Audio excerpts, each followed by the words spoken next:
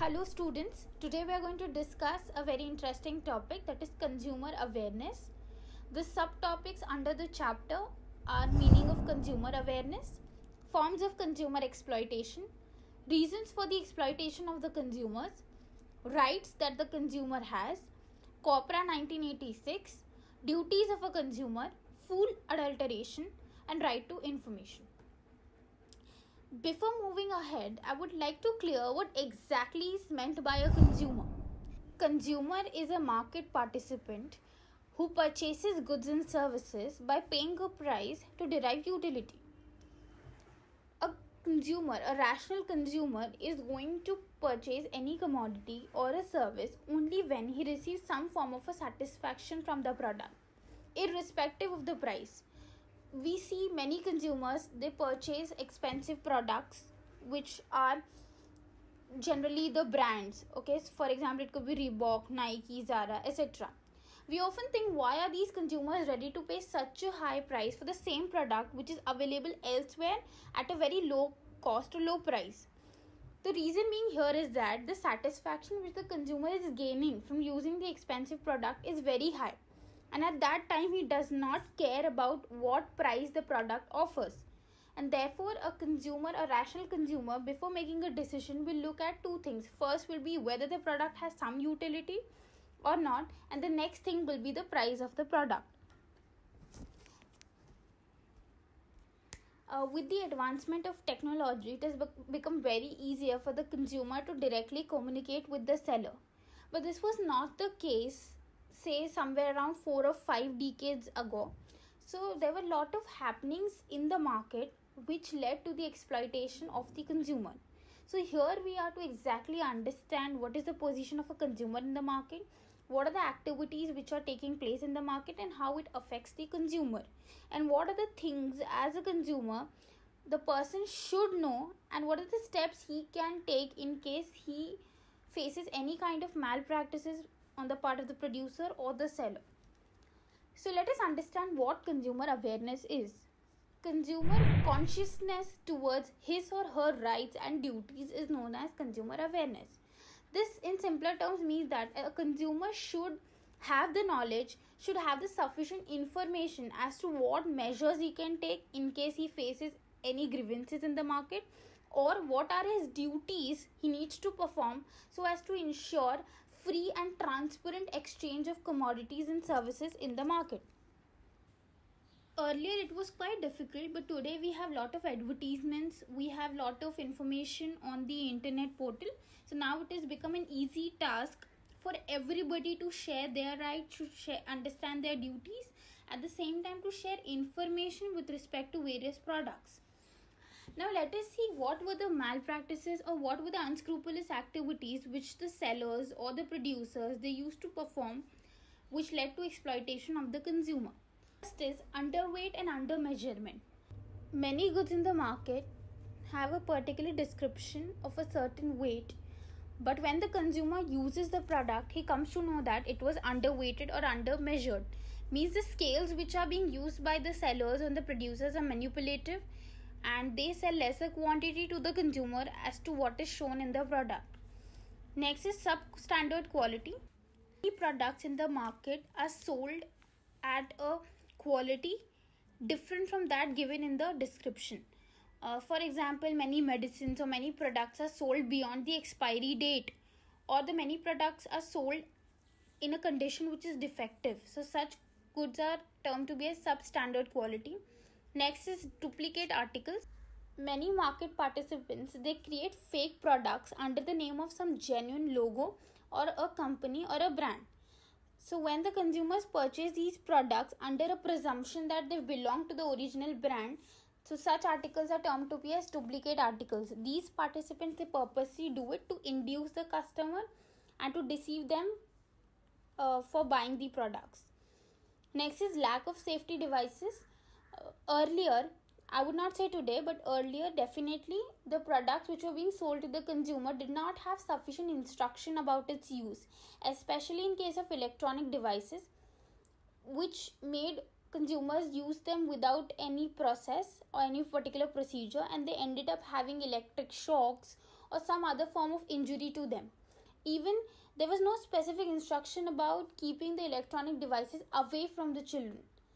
So there were many cases listed under this wherein the consumer had suffered or even lost their lives. So later we then made an important right under this, that is right to safety, which makes it essential for all the sellers and the producers to specify clearly the instructions of use of the product and the age group which can have access to the product. Next is artificial scarcity. Scarcity means shortage of certain goods and services in the market, wherein the demand is higher and the supply may be less. But many a times, the sellers and the producers, they purposely create the scarcity in the market, which is called as artificial scarcity, so as to ensure they end up earning higher prices for the products, because we've already discussed in economics that when the demand is higher and the supply is less, consumers are ready to pay higher prices for the product. And that is the reason the sellers create artificial scarcity, which is unethical and illegal, which in general terms is also known as hoarding and black marketing. Next is poor after sale service. Once the consumer purchases a good and then later he has any problem, he will contact a customer care or he will approach the seller himself. But often after the product is sold, the behavior of the seller changes towards the consumer. Either they refuse to provide any kind of an after sale service, or even they don't bother to listen to the grievances of the consumer. Next is adulteration and impurity. Adulteration is a process wherein certain goods and services are made impure by adding harmful substances to it or adding other substances in order to increase the quantity. That we are going to discuss in brief in the subsequent subpart. Next is rude behavior. The behavior of the sellers and producers in the market is not appropriate. That is, it makes the communication between the consumer and the seller and the producer very difficult, and which is against the market ethics. Next topic is reasons for consumer exploitation. Now, why is it possible for the sellers and the producers to do all of these kind of mischiefs? The reason being is lack of information. Since the consumers are diversified and they are into different geographical location, and the seller can easily perform these kind of activities with each and every one. And since there was earlier no unified platform wherein the consumers can express each other's problems or disputes or grievances, it was easier for sellers to do them. But today, because of the technology and thanks to them, we have a platform wherein within a fraction of seconds we could share the problem we face with a particular product or the behavior of the other participant. Next is shortage of goods and services. Earlier, a particular product did not have much of the variety or producers selling them, and there were always a shortage of such goods and services. So instead of complaining, it was a need of the consumer, so they had to purchase it in whatever condition or whatever way it was provided to them. Next is limited competition. Earlier, since there were not much producers and there was no competition, nobody was present to point out the loopholes, to point out the lacunae in the product of the other. But today, since there are so many producers, they always come up with the problems in the product of the competitor and how his product is better than that of the others. So this leads to production of better quality of the products to win the competition and to earn higher profits. Next is illiteracy. Consumers are not well aware about their rights or not well aware about the activities that are taking place in the markets. Therefore, because of illiteracy, they were not able to prevent such exploitation. Next is ill effects of advertisement. Advertisements are one of the biggest attraction for the customers because they generally glorify the product in the advertisement and make it very attractive, that lures the consumer and they end up buying the product. For example, the product, for example, Fair and Lovely. So that shows that if you use it or you apply for a certain period, you become fair enough. But if you see in reality, no cream is available that can change the color of your skin, and that has ill effect, and therefore it is a kind of an exploitative activity of deceiving the customers and making them buy your products and increasing your sales. Now coming to consumer rights. So under what rights can a consumer complain and can seek a remedy? First is right to safety. Right to safety is every person has a right to live, and it cannot allow any Tom, Dick and Harry to just come, create a product and affect its health, especially when we deal with food and we deal with electronic devices. So herein the instructions as to how one should use the product, also what are the effects of using the product and what are the constituents while making the product is all available and listed on the product. So this helps the consumer to decide whether he wants to use it and whether he does not want to. Next is right to be informed. Earlier the product did not have well packaged material, the labeling was not good enough. But today every product has proper packaging and labeling, also mentioning the date of manufacture, the date of expiry, the price, what are the ingredients used while making the products, other instructions, the name of the company, the customer care, the address, the phone number. So all of these information have been provided under the second right that we have, that is right to be informed. So when I am using a product or a service, it is essential for me to know each and everything about it. Next is right to choose. Earlier this was not exercised well enough because we mentioned that the number of producers were limited in the market, so we had to purchase or avail whatever was available. But today, since there are a lot of competition and competitors in the market, you could choose any brand, any product, and nobody can stop you from doing that. Next is right to be heard. When any manipulative activity has been performed to you by the sellers and the producer or any other market participant, there are forums wherein you could approach and you could file a complaint. So this is right to be heard. Next is right to seek redressal. Not only do you have a right to be heard, that is right to place a complaint, but also it is the responsibility of the forum that if your case is genuine, then you should be provided with a remedy. The remedy could be either replacement of the product and the service, or either it could be compensation for the damages if you faced any, or it could be compensation for using the particular product and the mental agony you have been facing throughout the complaint process, the procedure. And if the repercussions of using that product has been very severe, then you could request the forum to cancel or suspend the license, and several other remedies which are available. Next is right to education. You've seen there are various posters in the television or in the newspaper stating Jago Grahak Jago, or you see many actors, they creating short films showing that what kind of information a consumer should have, and it's a responsibility of the consumer to be up to date with the changes taking place in the market and with respect to the changes in the product and any other grievances which if any other consumer is facing, so that product must be well analyzed before using. Next is duties of the consumer. It's not always that things can be taken care by the forum only on the part of sellers as well as the producers.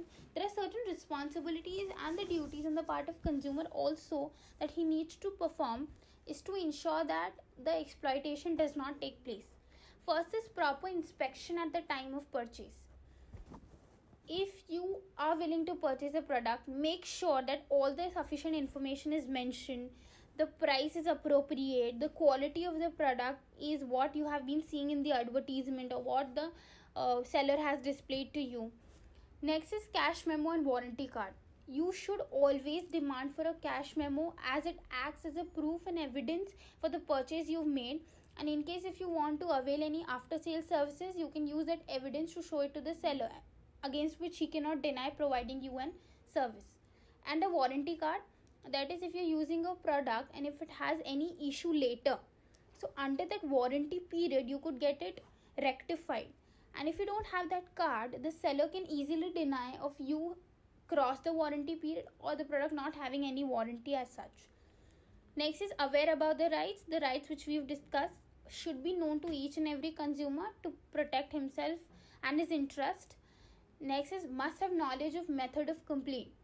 How should you complain about the problem or your dispute with the seller and producer, and whom should you approach, and what are the remedies available. All these are knowledges which a consumer should have. And form consumer protection groups and organization. Whenever you feel a consumer is suffering or there has been an issue, it should be a moral responsibility for every person to form groups and organization and support the consumer. Also, not only filing complaints, but these organizations should also be created to spread awareness about the products and about the market or any changes which we believe will make us unified and make us strong against the sellers and producers. Next is food adulteration. Food adulteration is merely the way of altering the composition of food items in such a manner that it loses the nutritional value. We eat a commodity or we consume a commodity because it offers some nutritional value to us.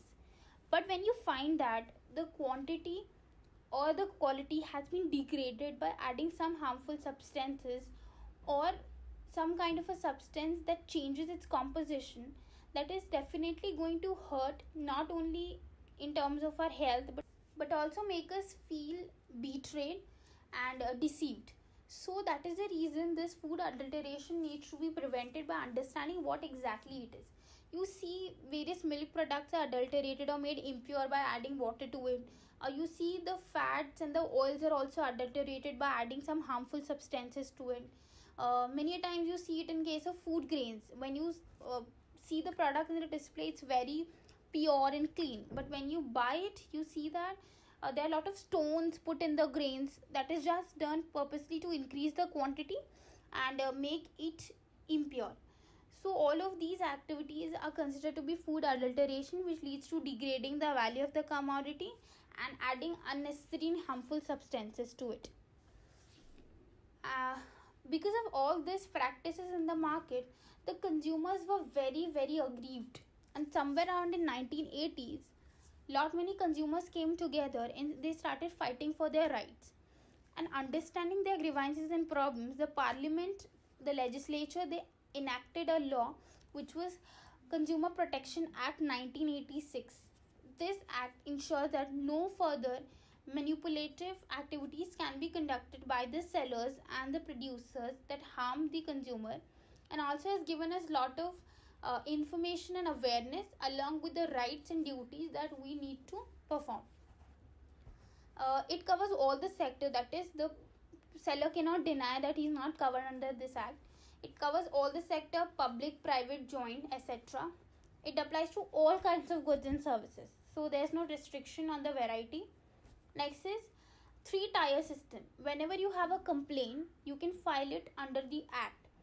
There are 3 forums available, that is District Consumer Redressal Forum, State Redressal Forum and National Redressal Forum. Depending upon the amount in question and the dispute and the level of grievance, you can approach either of them. That is, first you could approach the District Forum, and if you're not satisfied enough with the decision, you could move to the State Forum and then National Forum subsequently. Next is seek quick remedies against the malpractice. Most of the times you don't need to even wait for filing a complaint. Even providing the grievances to the sellers and the consumer and even telling that you're aware of the right will provide you quick remedies, as they also know if they are in a position of being unethical, they will easily provide a remedy to you. So hence we conclude that the consumers are today in a more strong position compared to what they were earlier, and it is very essential for each and every person, not only the ones who are willing to but also who are not aware, to know what are their rights and duties and spread awareness throughout the country, throughout the geographical location, as to make us more unified and robust. So here I conclude the chapter, and I would like to thank you all for great and overwhelming response for the previous video. And do like, share and subscribe to our channel for more such videos. And if you have any doubt with respect to the topic, you can mention it in the comment section. Thank you.